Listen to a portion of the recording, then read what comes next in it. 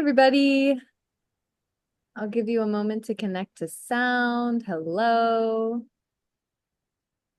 Hello and welcome to the Brooklyn Rail's 1249th New Social Environment.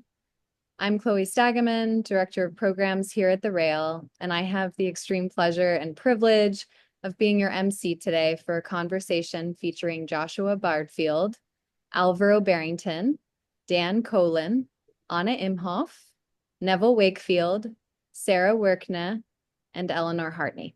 And now I'll introduce today's guests and host. Joshua Bardfield is co-executive director of Sky High Farm. He spent his career in public service, working for a variety of domestic and international global health initiatives. Alvaro Cadet Barrington is an artist born in 1983. He feels very motivated by his sympathies, not his resentments. Dan Colen is an artist who explores how the physical properties of mediums dictate their specific forms and symbolic resonances, and oscillates between rigorous artisanal technique and the aesthetics of chance and interconnectedness. In 2011, he founded Sky High Farm. Anna Imhof is an artist who lives and works in Berlin and New York. Neville Wakefield is a writer and curator interested in exploring the ways in which art behaves outside of institutional contexts. Sarah Workneh is the co-executive director of Sky High Farm. Sarah joined Sky High Farm in 2024 after 23 years running art education nonprofits at Oxbow and Skowhegan. And our host today, Eleanor Heartney, has been writing about art since 1981. She's a longtime contributor to Art in America, a contributing editor to Art Press, and we are so lucky to have her as an editor at large at the Brooklyn Ram. And with that, I am going to pass it over to Eleanor to get us started. All right. Thank you very much, Chloe. Okay, so we've got a very interesting, I think, session today. Sky High Farm is I think, a fascinating combination of art and agriculture, and that's what we'll be exploring, both the farm itself and the biennial, which it has just mounted, and which I think is going to be creating maybe a new model for how these kinds of projects can be funded. The Sky High Farm was founded by Dan Colen in 2012, I guess, in upstate New York. And it was a way, I think, for him to address climate, agriculture, food access, education issues, a whole host of things that sort of at that intersection of sort of social justice and agriculture. It has had an ever-expanding program since then that stresses community involvement, fellowships, there's farmer training programs, and 100% of their produce is, which is sustainably produced, is sent to food banks and other food access organizations. Now there are sort of changes afoot, which is part of, I think, why the biennial, where the biennial fits in, and we'll be talking about that, because in 2023, Sky High Farm purchased a 550-acre farm nearby and is in the process now of moving to that farm. And in order to, I guess, sort of partly to publicize that, to help to fund it, they have instituted a biennial, which has been kind of showing all summer, and I think continues on. Actually, Dan can clarify, I think into September or through the end of September. And it's a very innovative way to support, using art to support an agricultural program. So I want to begin talking to Dan because, as I say, this is a very interesting kind of marriage of art and agriculture. Where did this idea come from? How did you come to this? Well, I mean, it was an intuitive process. I really, looking back a few years after I founded it, there was really no other way to describe it that other than the kind of the process that I use to create any of my work, whether it be painting, sculpture, or performance. It was just a very kind of small idea that occurred to me. It was totally incomplete. I was responding to my environment, to my life at the time. And I mean, from there, I had one conversation and explored different aspects of it, and kind of slowly it became clear to me. But there was no vision. I have no background in any of these things, so I was really just acting, like I was pursuing my creative impulse, kind of consistent with how I do in my studio practice as a whole. Right. Well, it's such an interesting idea to move from art to agriculture, but then you're still in art and to bring the art back into it. That I thought first we'd talk about the farm a bit.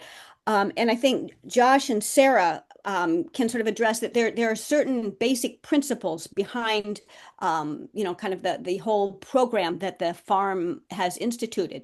So I don't know, Sarah or Josh, do you want to address some of those? Sure, we'd be happy to. We'll probably tag team. Okay.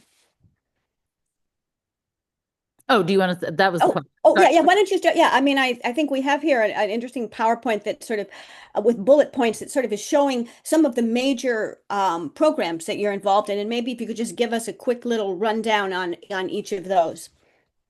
Sure, Josh, why don't you start us off? Sure. So currently we operate a 40-acre regenerative vegetable and livestock farm. As Eleanor mentioned, we're in the process of transitioning over multiple years onto a piece of land that the nonprofit purchased back in 2023. That's a considerable increase in size from 40 acres to 560. But on our current farm, we're growing 60 different kinds of vegetables and herbs and fruit, and raising livestock, chickens, beef cattle, and egg-laying hens, all of which is donated into the urgent food system through a network of what we call food access partners. And these are partners primarily based in the Hudson Valley, although we do have one partner in Queens. And all of our production is really rooted in conversations with them. What we grow is a reflection of the needs of the clients that they're serving. And we do that using ecologically sound farming practices, which are all really rooted in the health of the soil as a way to produce nutritious food. I'm curious about whether you've been impacted by all of the cuts, either that the need has gotten greater, or if you yourself have found, that the kind of the cuts in so many programs that deal with, kind of basically social justice and yes, food security, nutrition, etc. Have these had an impact on you? Sarah, do you want to take that question? Sure. We are lucky in that our funding largely comes through traditional nonprofits, donations and other grants, non-governmental grants. But certainly we've seen a lot of our food access partners, a lot of our farming neighbors and colleagues have been directly affected in really significant scales, both in terms of grants that they had received previously last year or were awarded last year with those payments not coming through. So kind of upending both their financial situations and their planning, and then also grants that they had kind of hoped to apply for in the future. And of course, this specifically disproportionately affects those farms that are addressing communities of color, queer communities, and different groups in rural areas addressing different kind of populations. Oh. So are you hoping to fill some of those gaps, or do you think you'll be able to? We have a grants program where we have made it a priority within our budgeting system to set aside a certain percentage of our own operating budget to redistribute to farms, food activists, people doing work within their communities, kind of with the understanding that resource distribution has been uneven and inequitable over kind of the recent history, or long history, I guess is probably more accurate.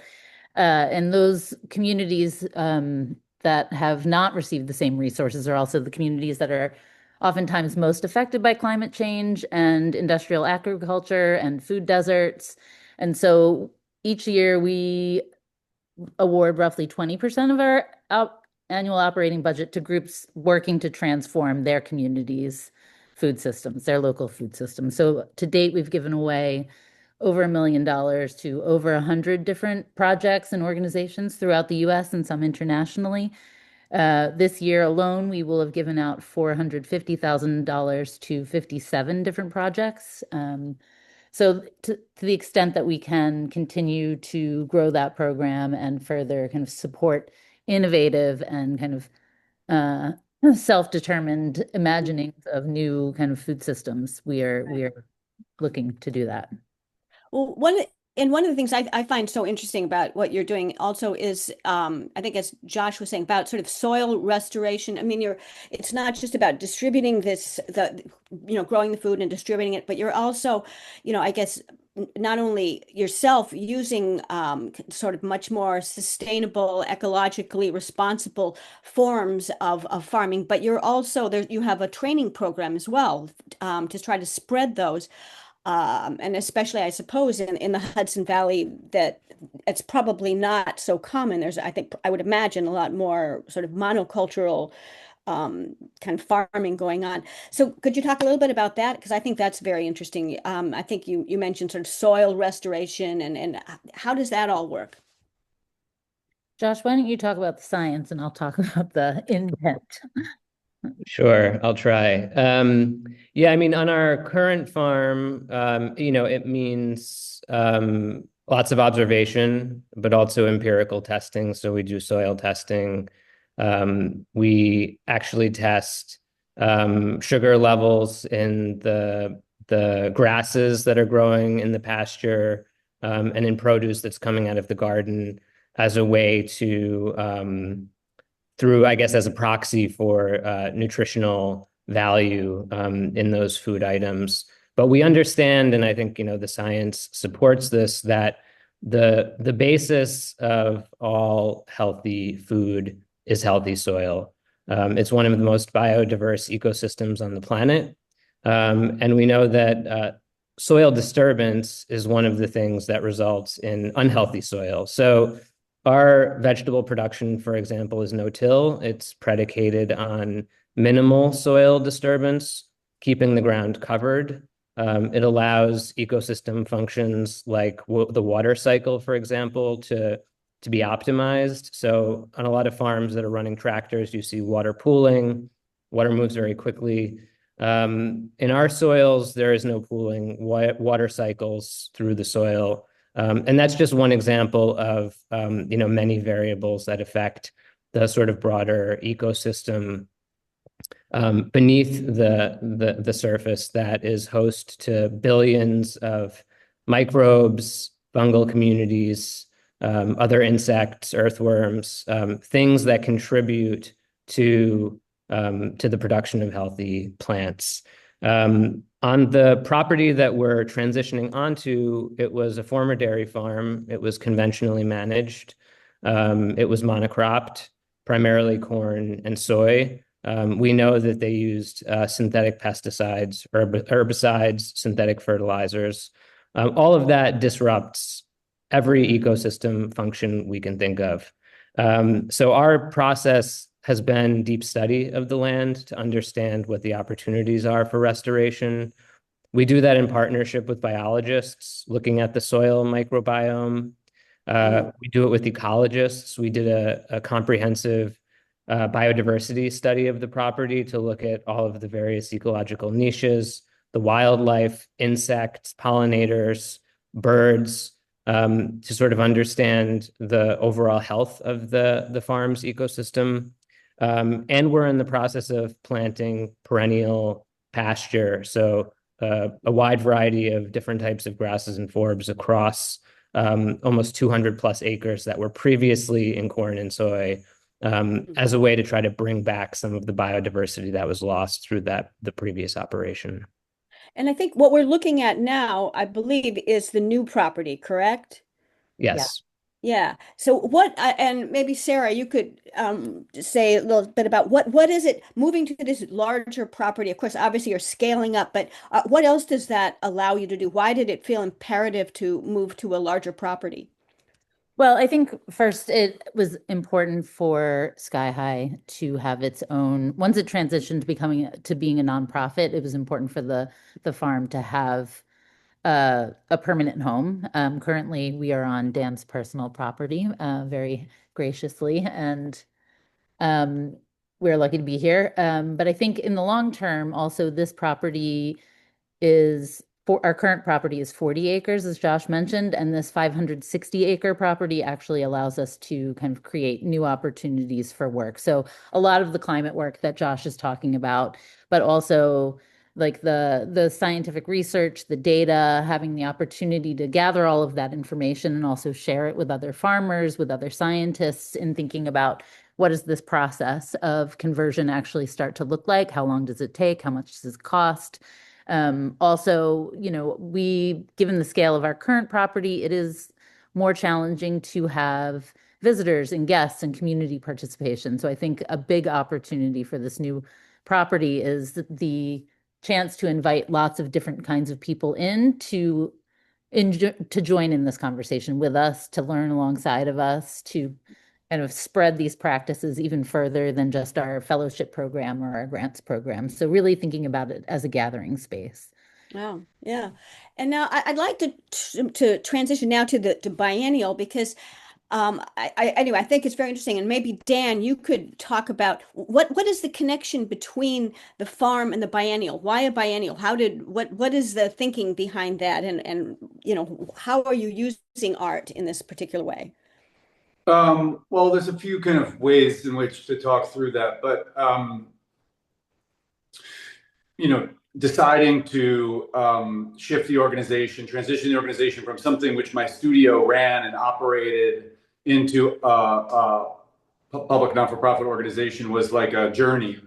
I think part of that, was about me trying to kind of understand how my place in the organization would shift, where I would be and how I'd be participating as a board member. I think taking on a lot of the responsibilities, being a part of managing some of the responsibilities of a not-for-profit organization, it was important for me and for our board as a whole to go about this work, to continue going about this work in a kind of new and innovative ways. And so, thinking around fundraising was a kind of a big part of that process for me, wanting to make sure that the fundraising felt connected to our mission. Like I didn't kind of step out of our mission to do fundraising in a different spirit. And so, in a kind of simple sense, we needed a way in which to gather all of our stakeholders. I wanted something that was offered more opportunity for participation in something like a gala for the families we work with, for the farmers we work with, for our donors as well. But I wanted something like that offered a more dynamic entry points into our work. And so, we've done that in different ways. We've gathered people in different ways, and we've done symposiums and concerts and different things. But the biennial started to feel like the best way to open up new entry points is really a big part of it. That from there, a series of, and I had to kind of confront a series of questions around, how did this operate as a fundraiser, and especially as an artist, and those are kind of like problematic things for us to kind of deal with. And so really trying to kind of reinvent the way in which that was structured. And maybe you could talk a little bit about that, how this differs from a normal fundraiser or a art auction or a biennial. You've kind of structured it in a different way. Yeah, I mean, I think the simplest way to understand it is it is this kind of weaving of kind of large-scale international biennial, or a large-scale curatorial project. It's kind of rigorous curatorial context, extended viewership, and a kind of a spectacle around the exhibition design, along with this fundraising event. And so, the mission and the building itself were at the center of all all of my initial decision making. You know, I was able to bring together a board of advisors that, or advisory committee that really kind of helped in the early stages of making some connections and kind of like helping me to just kind of see a clear path forward.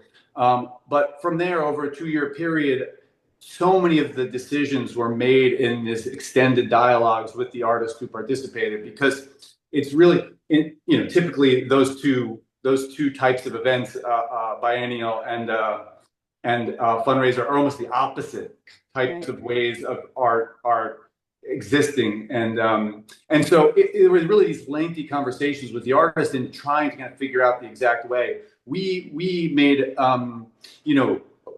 reimagined the ways in which the artist can contribute and created a totally flexible approach where each artist could really define the exact way they participated in the fundraising. We helped a lot of artists fabricate and really kind of took on the entire installation design process. So, but it was very collaborative with the artists, I think, at the. Yeah. And I think also, you had some very interesting advisors. And Neville, I want to bring you in now. You were one of the advisors. Maybe you could talk a little bit about how you got involved, why this felt like an important thing to be involved in, and maybe a little bit about the curatorial concept. Sure. I mean, Dan and I have known each other for a long time, so it was an extension of conversations we'd had before, I think. But my interest is really largely in land art and the legacy of land art. And of course, we think about that. We think about the way that the land in general has been shaped and changed by human activity. And I think last year was or 24 was the year in which anthropomass exceeded biomass. Agriculture leaves the biggest impression on the Earth's surface. So, and various artists have engaged in that in terms of projects around like center pivot irrigation and things. So this idea that land art with its legacy of taking art outside of institutions and agriculture and this new model that Dan's putting together, is obviously really interesting. And I think an essential part of the every conversation about ecology, about food sovereignty, and even about how we frame and structure art in terms of the economics of it, because this is obviously also a new economic model in some ways. Right. Yeah. Well, this, I think it's not only the art that was chosen, but the way in which it's presented, I think, is also kind of very much in keeping with this larger concept.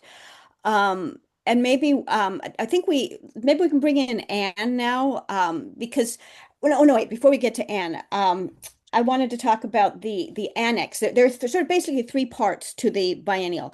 The first one is a kind of exhibition of the work of and the collection of Ben Wigfall.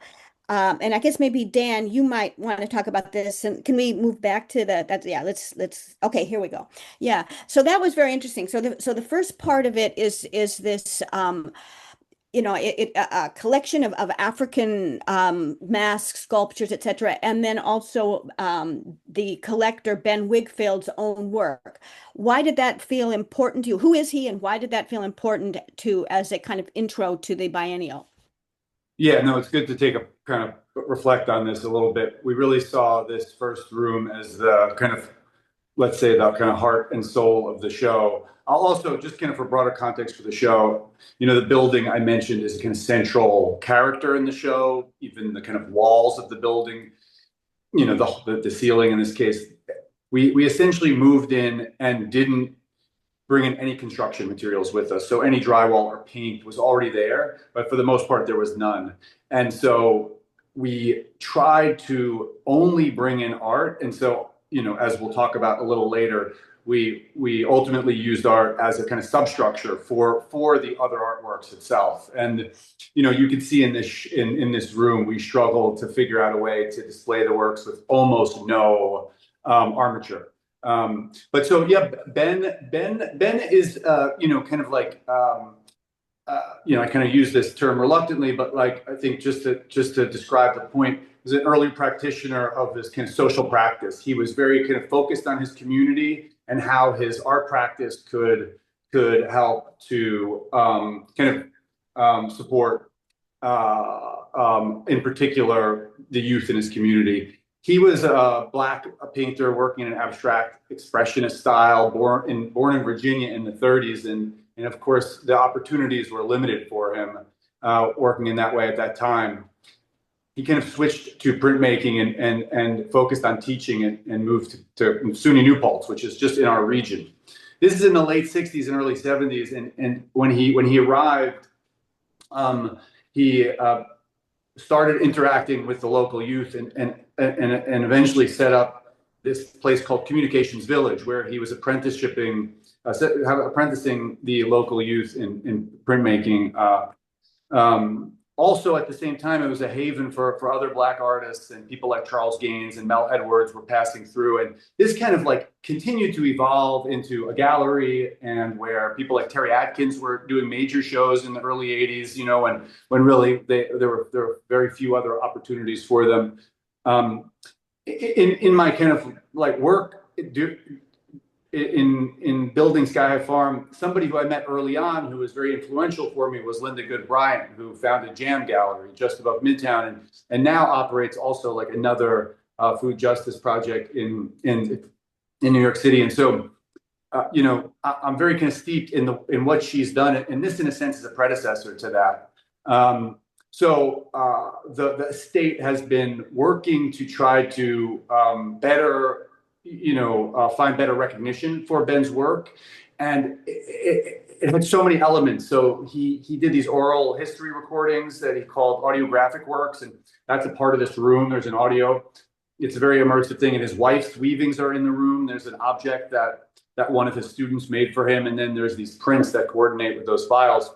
He also had this massive African art collection, and when I first visited the estate, I walked into this closet and was stunned by it. And so it felt like important in describing the expansive kind of qualities of how he worked as an artist, to include that. And it was a lengthy, again, it was this 2-year conversation with the estate, which was incredibly fulfilling. But we really, and the children, and we essentially were able to kind of like arrive at all of this together, and it's where the whole show begins.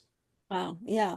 And so when you enter the biennial through this annex, then you move into there are 2 floors to the biennial proper, and the first floor is dominated by an amazing installation by Anne Imhof, who I believe is here and perhaps can tell us a little bit about the kind of the structure on which the artworks have been placed.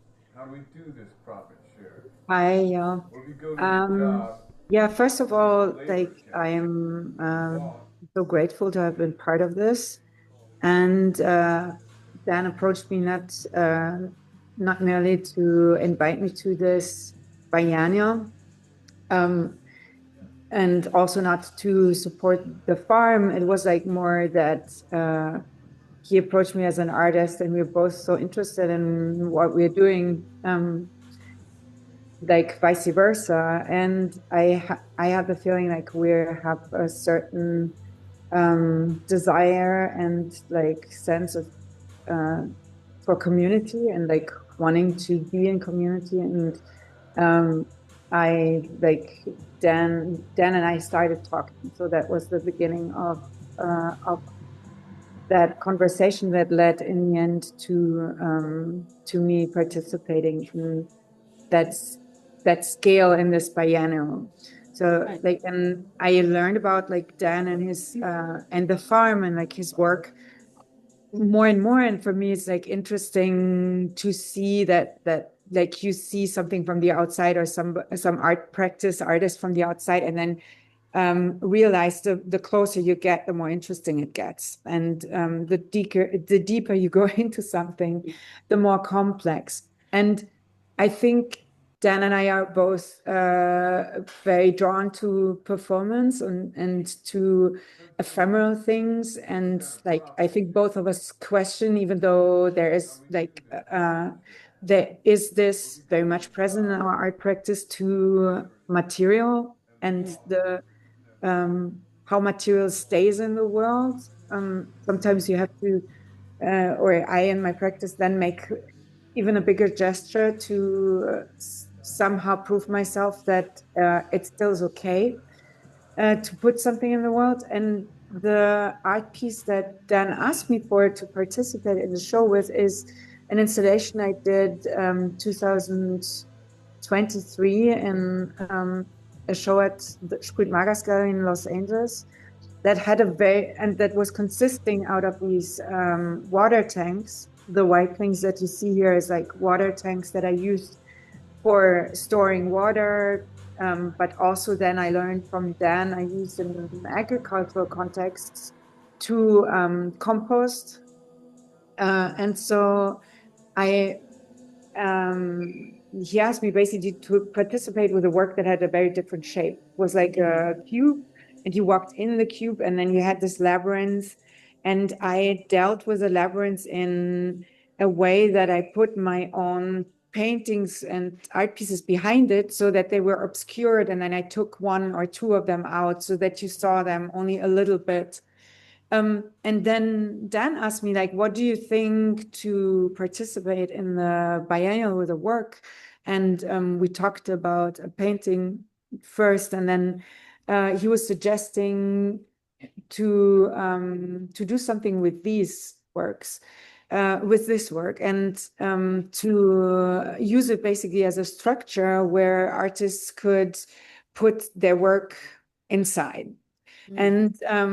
And so he was telling me about the building and about the plan to make this biennial a continuous project, and I was very intrigued by it. And then as I trust him, I was almost like giving we talked about a shape that it could have, and I didn't really see from the floor plan how huge the room was that he was asking me for. So I was like, sure. And then we went back and forth thinking about it. And as I trust Dan a lot as an artist, I let him also suggest the way the art pieces are in there, or the art pieces of the other artists basically communicating with the work. And then still, so Dan like chose a lot of these, like of the forms and of the ways one could go through the art piece. And I almost like, I felt in the beginning, I felt a little like, you know, when you relinquish control. I'm used to this because I work with performance, and you can control things to a certain degree, but this was also like just giving more or less of an idea or a concept. And then I walked into the biennial in the end, and somehow I forgot that Dan asked me to put artworks on it. And I went in there, and all of these art pieces, these amazing art pieces, are basically attached to the water tanks. And I was so surprised how beautiful this was. And I must say, like, I admire Dan for his way of bringing things together, but also bringing people together, because this allowed me to I'm fairly new in New York, and many of these artists were known to me, but many were also not known to me. And this allowed me to participate in something and get really close to other people's work and life and references, and through the artwork, and not and that was actually my idea that I had of this work in the first place, but Dan gave it a form that allowed it to be like this. It's quite took a, it a yeah, I step have to further. say, yeah, it's a very interesting experience walking through. I mean, it's because it's a maze, a labyrinth, and it's true that certain, there's certain dead ends and alleyways and works appear, and then you see partial works, and then you go around a corner and there's another work, and so it's a very interesting kind of integration of this, these tanks and the artworks.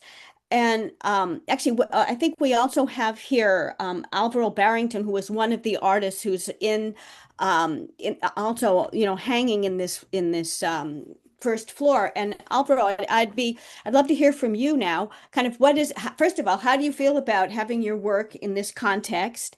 And also, sort of in a larger way, how do you feel about being part of this project? Oh, do we have Alvaro here? Yes, hi. Oh, hi. Okay.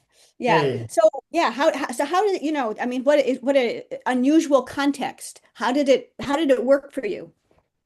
Um, well, I'm a fan of Dan, and he had met me at in my studio in Lower Manhattan, and he kind of had told me about the project a couple of years before it really took form. Um, but I'd known, you know, um, of Dan as an artist sort of coming up as a young artist when I was at Hunter, and just sort of what he was doing, and but then when he started the clothing brand as well, which was sort of felt like really radical because I also knew how the clothing brand was sort of linked in with the farm. And then when we met, we talked a lot about like kind of something that, I live in Europe now, but when I go to America, it's hard for me to digest food. Takes Mm, me, because there's just so much chemicals in the food that's technically like just you couldn't get it and it wouldn't be allowed in Europe. So when he talked about like what he was doing with the farm and all of the train, I was super, super excited. A lot of my close friends are farmers. And so I just felt like I felt like honored to be into it because I think artists are always making propositions about how to understand the world based on their experience, and this just felt like such an incredible proposition as an artist. right. And so in terms of the work that you chose to put in the show, how do you feel that sort of works with the sort of, I guess, the larger concept of the show? So these works sort of came out of um, uh, looking at Warhol's shadow. And it's just one of those artists who I always feel like, oh, could I deal with Andy? And he's down the street by India, the shadow works are by the and so I did an exhibition with Sadie a couple years ago where I don't really believe in the nation state as a concept. I think it's like an old concept that sort of has ran its use. And but I'm from the Caribbean, and people feel a lot of pride to be from the Caribbean, from Jamaica, from Grenada, from these places. So I made this body of work that was just sort of taking the colors of the flags, each flag. So like the first is the Jamaican flag with white, black, yellow, green. And then I just kind of repeated the motif of the hibiscus, which is sort of something I use all the time. But it was sort of trying to remove the idea of nation state from the idea of a flag. Right. Um, And now, was this work created for this show, or you had been working on it already? I've been working on it, and Dan saw it and thought it was interesting, and kind of I thought it was interesting as well because it's like, oh yeah, my closest to being in Dia, but Yeah. also much more. It felt more contemporary. It felt like a contemporary position, Mm. and also just like so many of the artists who were involved, I was like, oh my God, yes, of course. Yeah. Yeah. We have now we've seen the video. I think did we run through there's yeah, some other just some stills that give you a sense of some of the other works that are also on the first floor. So the first floor, you have this experience. It's you are in this labyrinth and you are, negotiating it and you are seeing these works. And then you go on upstairs. So maybe we can move on now to the second floor, and you have a completely different experience when you move on. And here we are, okay. And I think, yeah, we have a video here as well. And in this case, there is again, like Anne, there is an artist who designed the space in which the art worked, and that in this case, it's Rudolf Stingel.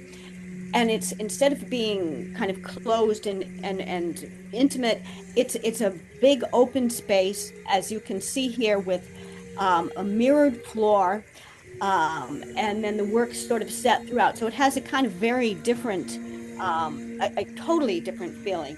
And instead of being enclosed, you almost you feel sort of exposed, really, because of I think the mirror underneath.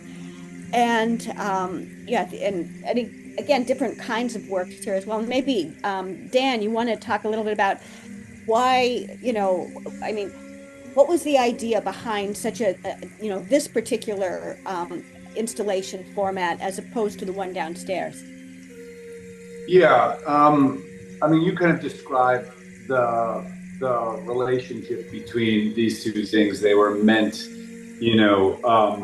kind of describing kind of like a transition from really one experience to something that was totally different.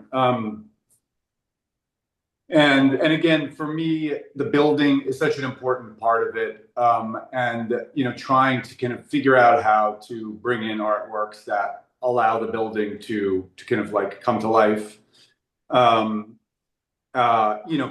But the building was a cold storage warehouse. It was a historic Apple warehouse that was built early 1900s, when at the kind of onset of industrialization. It's an important character in the building. The train tracks were laid at the same time. And there's a series of concrete plants across the river also, which were erected at the same time. But in that same view, you're also on the banks of the Hudson River. You have the Catskills as a backdrop. And so you're really kind of like at this kind of tension point between the natural world and the industrial world, which is an important part of the kind of thematics around the show. And the exhibition design was so there's no windows in the building because it was a cold storage warehouse. And so although you're surrounded by really all of this natural grandeur, really beautiful kind of setting, you can't see it all. You're really in this black box for the show. And so I was very interested in that tension, knowing what was outside, but not being able to see it. But trying to kind of manifest it in the exhibition design. And, also just kind of thinking about our work and thinking about our kind of ecosystem and thinking about the new property even, and the kind of difference between woodlands, forested areas and pastures and waterways. And, the Hudson River was definitely at the center of a lot of the thinking, and both with Anna's containers, using them was an important part, because obviously those are used kind of like for industry uses them to kind of harness natural resources in a way. So I felt there was an interesting tension there with it being on the banks of the Hudson River. And then upstairs, the Hudson River flows in two directions. It's a tidal river. And in a way, the show, downstairs, it's almost directionless. You get lost, and then you come upstairs and you're kind of thrust into this different kind of disorientation where the show runs in two directions. There's the one that's above, which is the physical one, and then it goes downward from there. And so, obviously also the kind of reflective surface of the river and all these things. But I was really trying to respond to all of that at once in these decisions I was making. Yeah. And I mean, it's so interesting. I love in the upstairs, you have all these plants. I guess those are many of those are from the Harrisons, right? That this was an early project by Helen and Newton Harrison, who of course are some of the the godparents of ecological art. And then there are, there's all these sort of references, as we can see, to nature here, and in this very industrial building. Um, I guess I'd maybe like to go back to Neville, because as you were one of the advisors for this, and um, kind of, I guess, back to the thinking, what was the thinking behind the selection process for artists? Dan talked a little bit about that sort of industrial versus, kind of landscape tension. How did you go about selecting artists or finding artists, or were they artists that you were already aware of? Yeah, I mean, my role was very periphery and really in the early ideational stages. But I think what Dan was saying before about this sort of tension point between industry, agriculture, ideas of the pastoral, what landscape means, how economic structures are imposed upon that, how the yields of that landscape affect social structures and communities. I think all of those things, and also, of course, thinking about indigeneity and the way that land, about the literal ownership of land. One of the things that rarely comes up in discussions about land art and its legacies and is really whose land is it? So those ideas of ownership, of interesting about hearing Dan talk about Rudy Stingel's reflective piece. What is above and what is below, and how those reflections join at the intersection of various thought patterns. So yeah, it was really thinking about this an overall ecology where art, humanity, science, agriculture, all those things meet. And then, of course, become manifest in the social sphere. Right. And I'd like to, I guess, move back down, that we've sort of had a chance to see the show, that can sort of the idea about this as a kind of way of supporting the farm, which, I mean, I think it's such an interesting sort of marriage of these two different worlds. Do you want to talk, maybe Dan or maybe Sarah, a little more specifically about how it is that this biennial, as a fundraiser, or how it helps to support the larger mission of the farm? How exactly is that working? Yeah, I'll jump in, and then maybe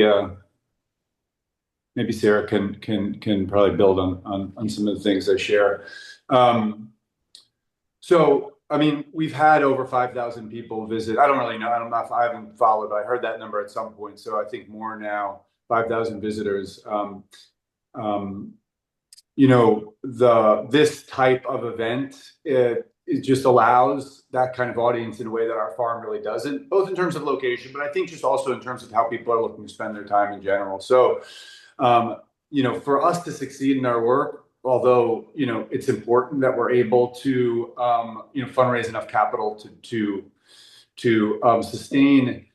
It's something that needs everybody, a much larger part of the population to kind of be an active part of. And there's so many ways to be a part of it. So in that sense, it's an incredible way to kind of move our work forward. Well, but like I said, each artist was incredibly generous. They are at the center of this exhibition. It was a multi-year process trying to kind of understand exactly how each one would participate. There's so many incredible artworks for sale. Each artist was offered,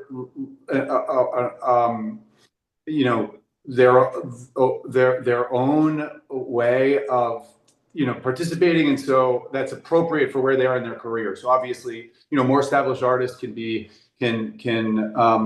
donate a larger portion of the proceeds, but the way we set it up, it really allows everybody to participate in this equal way, because everything is kind of appropriate for each artist.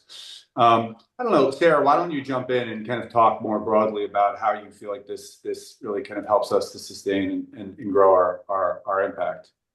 Yeah, I mean, I think at the base level, as Dan said, the opportunity to have this act as like a fundraiser for our next phase is really important. But I think when we think about some of the structural issues and inequities and problems that the farm is trying to challenge with our work, these are big issues. And I think one thing that's really true of this moment is that it's easy to feel kind of paralyzed in the face of those big issues, but this exhibition really is representative of like a huge community effort. It's a doorway in to kind of start talking about some of these issues in a public sense, but also, with the artists that were so generous to us, the collectors that have been generous, framers participated, shippers participated. It's really been an impressive kind of showing up in kind of non-traditional art audiences for a nonprofit farm, which we think is really exciting and something that maybe we uniquely can bring to the dialogue. Right. And as a biennial, I guess that means you'll be doing it again. Is that right? We're going to catch our breath, I think. This was a massive undertaking. So Well, you've got 2 years as a biennial. I think the Venice Biennial skipped a few years, so I feel we got some leeway there. All right. Yeah. Now, and also, I mean, Sarah was talking about kind of non-art communities and getting them involved. There are also there's a little you do have some works outside of the of the building as well. And I think we have an image here of I think it's the last image in the slideshow. Yes. Here. And actually this is a billboard Felix Gonzalez Torres that has been in various sites, right? You want to talk a little bit about that? The Felix Gonzalez Torres Foundation was really, if not the first kind of partner in helping us to build this, or the first kind of advocate for the biennial, definitely at the very beginning of the process. They had kind of committed from day one to participate in this very ambitious way. And so, in a way, this piece or, Felix's work was really embedded in the curatorial process. And I feel like in a similar way to Ben Wigfall's, his practice is very much at the kind of center of a lot of the thinking. And I think has a lot of touch points to the farm's work in many ways. Obviously bringing this art into the world was such an important part of the show, especially since the rest was kind of trapped inside of this brick building, as I described. How the instructions for these pieces are kind of put forth. You're meant to install 24 of the same billboard, and so this billboard, so much of the show is about time and how kind of society and the natural world, how that relationship evolves and the different kind of impacts we have on one another over time. And so obviously this piece feels very kind of potent today. I think in a way that we couldn't even imagine when we first started talking about it. So they're scattered between the top of where the Hudson River is tidal in Albany, Troy. That's where the tidal river comes to an end, and goes all the way down towards Yonkers, towards the edge of New York City. Set in some of these very rural areas in the middle of nowhere. Others are in the kind of more urban, and whether it's in Poughkeepsie or Kingston or Yonkers. Yeah. And do you think, I mean, in the future that you will do more of that kind of off-site art setting? I mean, I think as we have our priorities as an organization, and we're not focused on kind of traditional public art, but I mean, I do think that we feel like this is a powerful gesture to kind of produce and be behind, and I mean, we're really never looking to repeat ourselves, and always looking for new ways to kind of introduce our work to a larger audience. So something like this seemed like a very, very kind of potent way of doing it. Well, before we go to, I think we're almost ready for the Q&A. Just curious about community reaction. I mean, there's art, the art world and then the community. What kind of, what is your sense of the community reaction, both to the farm itself and to the biennial? Do you have Sarah, maybe you could jump in.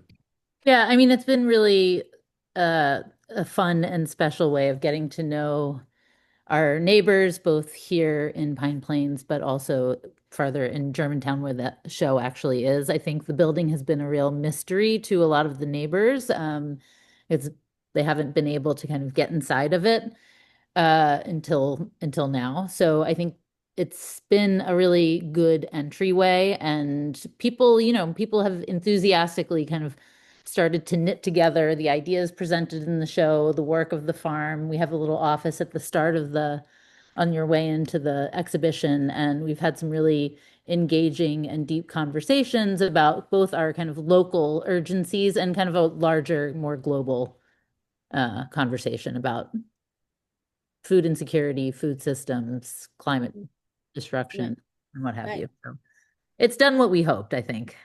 That's great. Well, I think that's a good note on which to move to the Q&A. Thank you so much, Eleanor, Sarah, Dan, Anna, Alvaro, Neville, and Joshua. Wow, that was amazing. And such a pleasure to listen to, and such a pleasure to get a tour of both of the floors of this really beautiful exhibition. So thank you so much.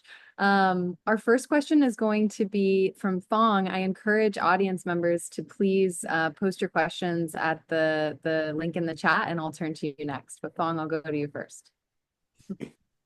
Thank you. Thank you so much, Dan, Alvaro, Sarah, Anna, and also my old friend, Neville. Where's Neville? He's having lunch, I think, taking a little break. He's gone. No, he's back. He's here.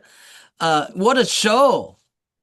It's beautiful. It reminded me so much of the show that I did in 2013, Come Together, Sandy. It's an untraditional site. It was pop-up show. And the most important thing that I remember doing that show, because we have only 2 months to do it then. It was such a short timing. The Daedalus Foundation gave $700,000 and asked Industry City to match it. So it was $1.5 million show. We had to build up walls and clean the floor, put in lights and whatnot. But we did it.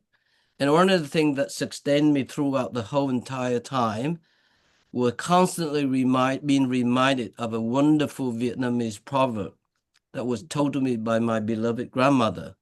It says, when you live in a long tube, be thin. If you live in a barrel, be round.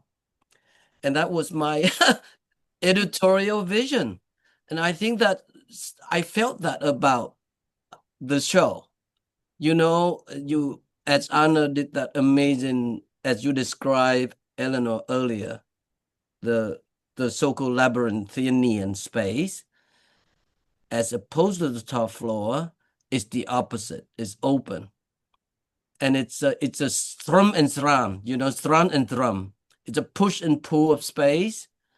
And the works in there is so precisely curated where it's placed, including Alvaro's piece. It's kind of a nasty piece, Alvaro, but it held up with the nasty brick wall. I don't know what kind of framing you have with all this stainless steel in behind, Anyway, I can go on and on, but I agree with Dan, curatorial vision is that the reason why it's so important that we do this, because one thing I remember at the Sandy show is with the children who came with their teacher from the neighborhood. Sunset Park now is quite popular, increasingly become more expensive to live. But in those days, 2013, they came and they were so ecstatic. I think that's the key for people who went to see the show upstate. They're not entering an intimidating, construct of a museum where the MoMA, the Met, or the Whitney, the Guggenheim, or the Whitney. I mean, I named that already, but basically that's what I felt. And the second time I came, I see young children with their parents come.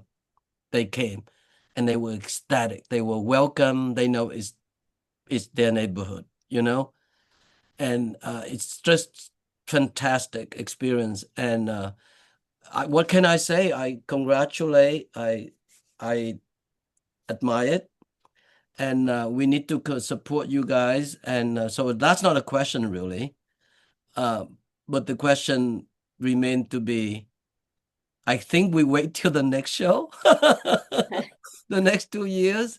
But congratulations. I mean, it's not a question, but I just admire the curatorial vision and how it beautifully executed. I wish I were able to write the review. I still can. Yeah. So, Yeah. thank you. Thank you. Back to you guys. Back to you. Thank you, Fong.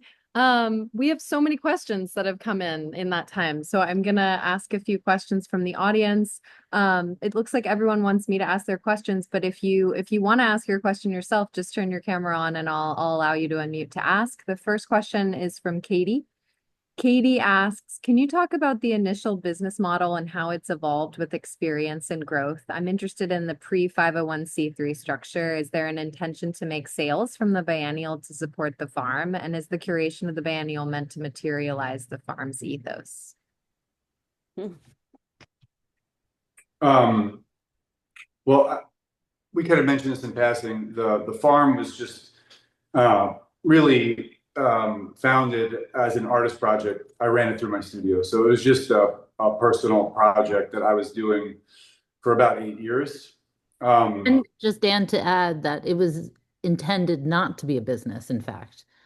Oh no, yeah, there was no business. It was an art. It was part of my art practice. Yeah, there was the intention of giving away the food was at the founding, at the genesis of that. So from day one, we gave away 100% of the food, right? And maybe what Sarah is helping me kind of get to is, I founded it at a moment where my career, kind of got bigger, and I had a better understanding of what the art industry actually was beyond my friend group and the kind of business that it inevitably was, and the unavoidable impact that business had on my work. And the farm was really an opportunity for me to create something where my kind of creative practice could exist outside of the industry. And so in that way, it was very important actually that there was kind of no business around it.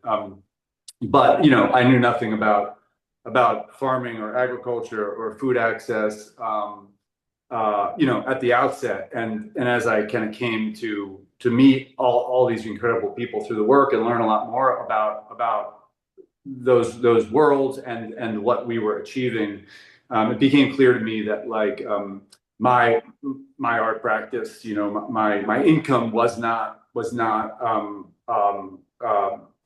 kind of secure enough or to kind of prop up work that was this important. I didn't feel like the farm should rely on something that was as kind of vulnerable as my or any artist market. And so at that point a few years ago, it became clear to it was going to be important to transition to a not-for-profit organization. And yeah, we fundraise in a lot of kind of typical ways, as you'd imagine, but we're at this kind of intersection of public health and art, and have supporters coming from both worlds. It was definitely like the art world that allowed me to transition. I think there are certain foundations like Mellon Foundation and others, early support allowed us to do this, but we've always had different kind of creative ideas for how to sustain this work. And Alvaro mentioned the kind of clothing brand. That's one way that we're trying to kind of bring in more income. And yeah, this is just a fundraising event for the 501c3. It's just we're kind of seeing fundraising as a much more kind of expansive thing than just dollars, but dollars are a big part of it, and all the art is for sale, and all that, and the portion that the artists each decide to donate goes directly to the 501c3 to help us kind of in a way. It's really like a one of the early steps we're taking to start building this new property, which is going to take a massive amount of support and new relationships. So I hope that answers the question. Thank you so much for that answer, Dan, and thank you for that question, Katie. The next question is from Nancy Roberts. Nancy wonders if you will have a farmer's market at the new farm. We'll continue to donate all of our produce and proteins into the urgent food system. That will be an important kind of core aspect of the work we do.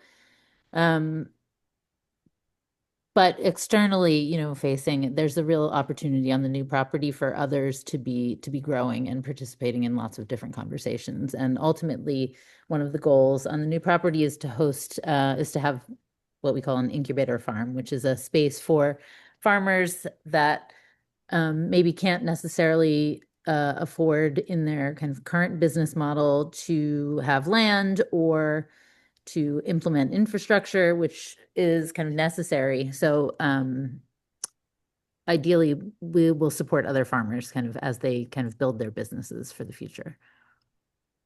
Thanks, Sarah, and thanks for that question, Nancy.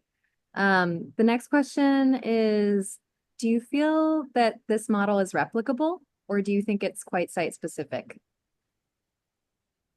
If we could do it, anybody could do it, honestly. We did it with about, I mean, there were so many people, but, I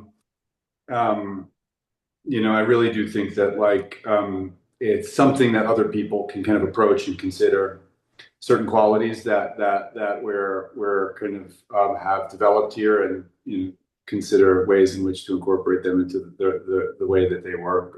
I don't know, Sarah and Josh might probably have maybe more to say on it. Yeah, I think in terms of the farm, our hope is that we are kind of investing and working very locally with an idea that this is a model that can happen elsewhere, right? I think that's kind of the joy of working with Josh and Dan and everyone on our board, is that none of us really come from an agriculture background, but this is something that we are kind of like imagining collectively as a model for other people to kind of participate in. And we see that also with our grantees. A lot of those individuals are seeing issues within their local communities and making an effort to build a solution for it. And that's what we kind of want to model for others. Thank you for that answer, and thanks for that question. The next question is for Anna, Neville, and Alvaro.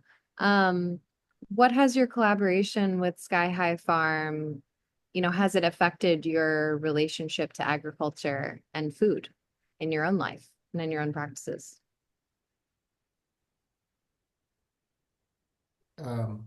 Should I go? Well, I went up to the farm, and that was really special. I'm like a really been really conscious of food, because when I went to high school, and my boy Rafael Aponte, who started a farm in Ithaca, he's from the South Bronx, and he ended up having cancer at like 18 years old because of like the food desert. So it's something I've been kind of aware of. And also here in London, we have Glastonbury, which is on a farm, and it's like a way of how they keep the farm going. But being on the farm and sort of seeing what Dan was creating just was very inspiring. And I think, it's an incredible proposal against, like, I mean, nobody thinks food is healthy in America. Like, that's just like the one conversation that anybody could get together with is Robert Kennedy Jr. a proposition. I think, it's kind of maybe where some of the disagreement will be at. But I think what they're doing over there is so inspiring, and like it's just really, really inspiring. And I love it.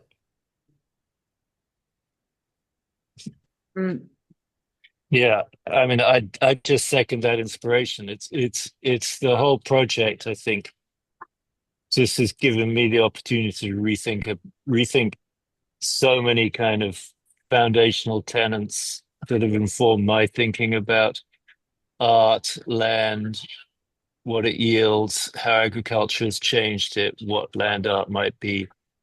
And I think seeing it kind of modeled in this way is just amazing and inspirational. Yeah, same here. I think Dan is a role model for me in many different ways, but also in the way he is not just doing this. It's like almost like creating a way for other people to learn about it and to be doing the same. I think that's one of the most like impressive aspects of your doing then, or like Josh and Sarah as well, that I think having lived in like in communities like with shared spaces, people sharing a house and trying to make things legal and trying to make things like trying to fund things, like going through all of these aspects, it's so difficult to actually bring people together and bring people together that they can actually have something that they have all in common. And I think food and like the right for good food is one of the topics that can do that, and like how to get there to build like this community and to actually make it work, not only like making it a personal project of an artist that is like having a vision, but having the vision also become the vision of other people that needs somebody who's like a soulmate of a lot of people like Dan is. I think there's like a lot of people come, me at least, have been meeting so many incredible people that I now work with through Dan. So there is in your practice in the arts like a big, like it's almost like a feel for like how to bring people together. And I think it's always like a spark that starts it. And I think you have that, and it's something that you have to be really stoic about. And I think stoicness about doing something for others is like incredible. And like with you guys work teaching to other people how to be doing things that are leading to something like this is incredible. And I'm very grateful to have like had that spark being right in front of me and like to learn about this. Thank you all so much for those answers. We have one comment and one last question. The comment is from Elizabeth Farrer. Elizabeth said, first, I wish I had listened to this first. It's been such amazing context. Also, walking through the entire exhibition, it felt so performative. People activated the space, and there was a marked physical element to walking, looking, feeling awkward on the second floor, walking over the mirrors. I appreciate your creating this kind of experience. It makes you see and feel. And our last question is from an anonymous audience member who asks, how can we support the farm's work?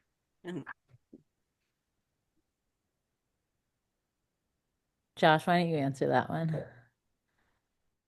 Yeah, I mean, there are so many ways to support the farm's work. As both Dan and Sarah mentioned, we fundraise really through many traditional channels, and we're grateful for any donation, large or small.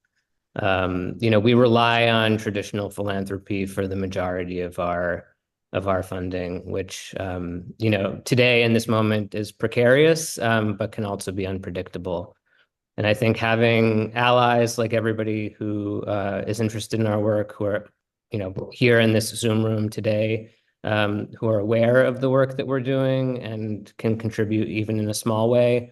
If it's not financial, come to the farm, look at our website, find a day to come volunteer. We appreciate any engagement, especially sustained engagement. Thank you so much for your answers to all those questions. And thank you, members of the audience, for all those really thoughtful questions. We're going to conclude today's program with a reading from Joshua. Thanks, Chloe. I wanted to briefly offer some context for the passage that I'll read in a moment, which comes from a masterpiece of landscape writing by the author Barry Lopez from a work called Arctic Dreams.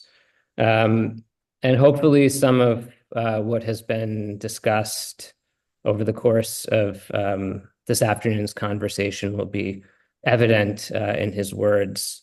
I just, wanted to take this opportunity before reading that passage to reiterate that our work is inspired and often framed within the context of interconnectedness. whether political, economic, social, or ecological.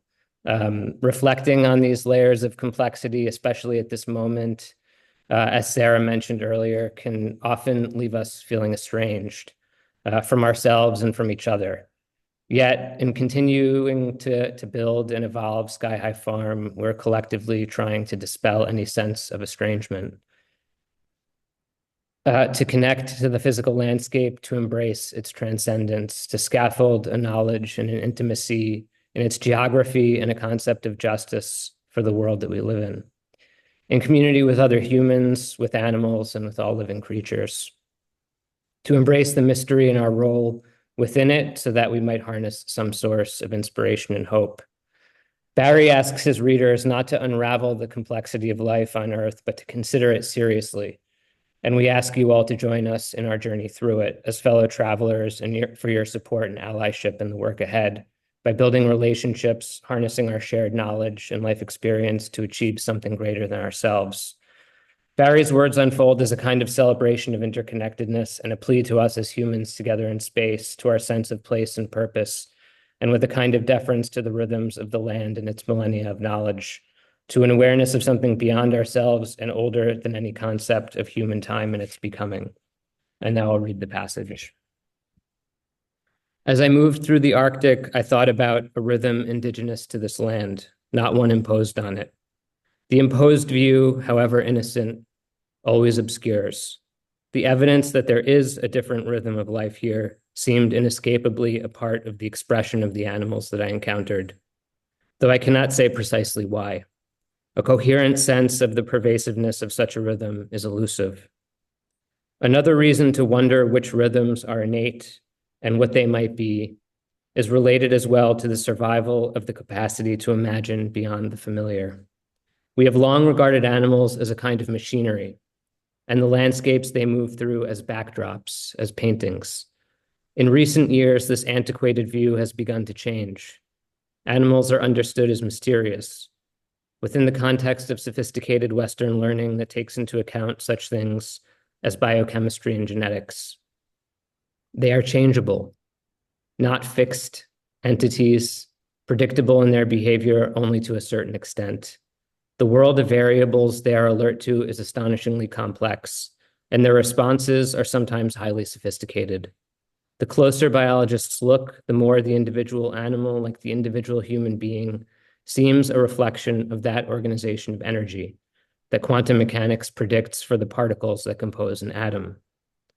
The animal's environment, the background against which we see it, can be rendered as something like the animal itself, partly unchartable. And to try to understand the animal apart from its background, except as an imaginative exercise, is to risk the collapse of both. To be what they are, they require each other. Spatial perception and the nature of movement, the shape and direction of something in time, are topics that have been cogently addressed by people like Werner Heisenberg, Erwin Schrödinger, Paul Dirac, and David Bohm, all writing about subatomic phenomena. I believe that similar thoughts, potentially as beautiful in their complexity, arise with the consideration of how animals move in their landscapes. The path of a raven directly up a valley, the meander of grazing caribou, the winter movements of a single bear over sea ice. We hardly know what these movements are in response to. We choose the dimensions of space and the durations of time we think appropriate to describe them, but we have no assurance that these are relevant. To watch a gyrfalcon and a snowy owl pass each other in the same sky is to wonder how the life of one affects the life of the other. To sit on a hillside and watch the slow intermingling of two herds of musk oxen feeding in a sedge meadow, and to try to discern the logic, is to grapple with uncertainty. To watch a flock of snow geese roll off a headwind together is to wonder where one animal begins and another ends. Animals confound us not because they are deceptively simple, but because they are finally inseparable from the complexities of life. It is precisely these subtleties of fact and conception that comprise particle physics, which passes for the natural philosophy of our age. Animals move more slowly than beta particles, and through a space bewilderingly larger than encompassed by a cloud of electrons. But they urge us, if we allow them, toward a consideration of the same questions about the fundamental nature of life. Thank you. Wow, Josh, that was amazing. Thank you so, so much for closing us out with that really amazing reading today. And thank you again, Sarah and Josh and Dan and Anna and Neville and Alvaro and Eleanor for today's amazing program, which has been such a pleasure to listen to. And thank you to the team for gathering all those really beautiful images for us to look at together. I'd like to thank the Terra Foundation for American Art, who sponsors this program, as well as Tiger Foundation. They also support our archive, where you'll be able to watch this shortly on YouTube. The Rail has been free and independent for 25 years. This October, a donation directly supports our writers, our staff, and our operations. You can support our work through the link in the chat. And if you're free on Monday at 1 p.m., join us for a conversation with Monique Mouton and Louis Bloch on the occasion of Monique Mouton Filament at Hoffman Donahue. And as is Rail tradition, you all can now turn on your microphones and say hello and goodbye as you leave. Thank you so, so much for joining us today. Thank you. Amazing program. Thanks, everybody. Thank you. What a Thank wonderful you. discussion. Thank you, Eleanor. Thank you. Thank you, Sarah. Thank you, Alvaro. Thank you, Joshua. Thank you. Thank you, Dan. Thank you, everybody. Hi, Fong. Keep up the good work, okay, you guys. Bye, Keep everyone. up the great work. Have a great weekend. Ciao.